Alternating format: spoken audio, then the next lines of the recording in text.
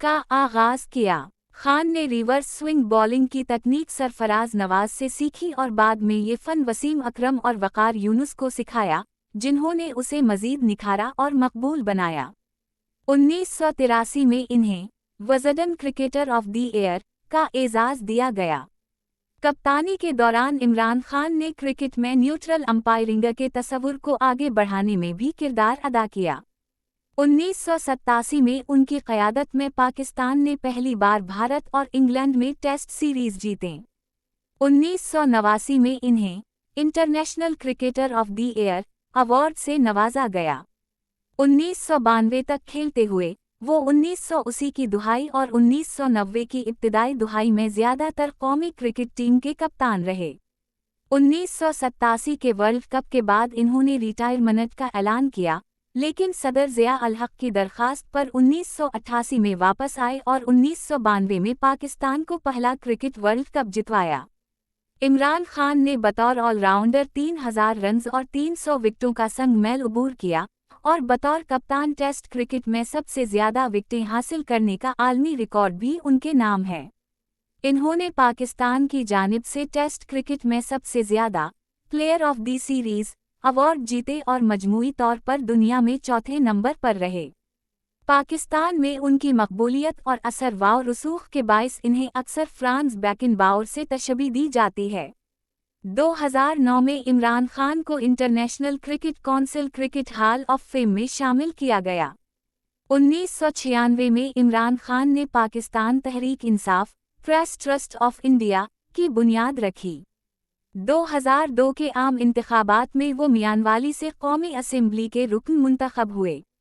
2013 के इंतखाबात में press trust of India Awami vote के लिहाज से दूसरी बड़ी जमात बनी और 2018 में अवामी मकबूलियत की बुनियाद पर पार्टी ने आज़ाद उम्मीदवारों के साथ इत्तेहाद करके हुकूमत बनाई, जिसमें इमरान खान वज़ीर-ए-आज़म मुंतखब हुए। उनकी हुकूमत ने मालियाती खसारे के बुहरान का सामना किया और IMF से कर्जा हासिल किया।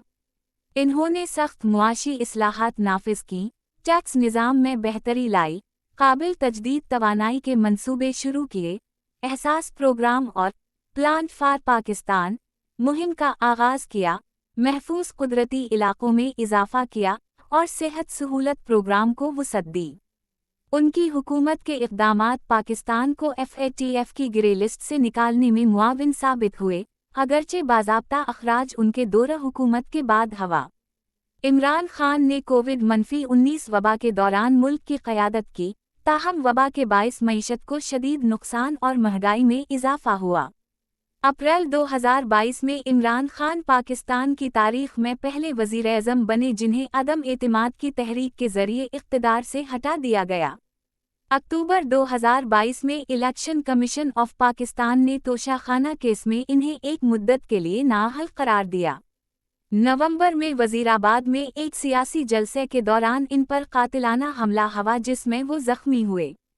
मई 2023 में जब वो करप्शन केस की समाअत के लिए इस्लामाबाद हाई कोर्ट में मौजूद थे, तो नीम फौजी दस्तों ने इन्हें गिरफ्तार कर लिया, जिसके बाद पूरे मुल्क में एहतजाज और पुरतशद्दुद मुज़ाहरे हुए। बाद में सुप्रीम कोर्ट ने उनकी गिरफ्तारी को गैर कानूनी करार दिया।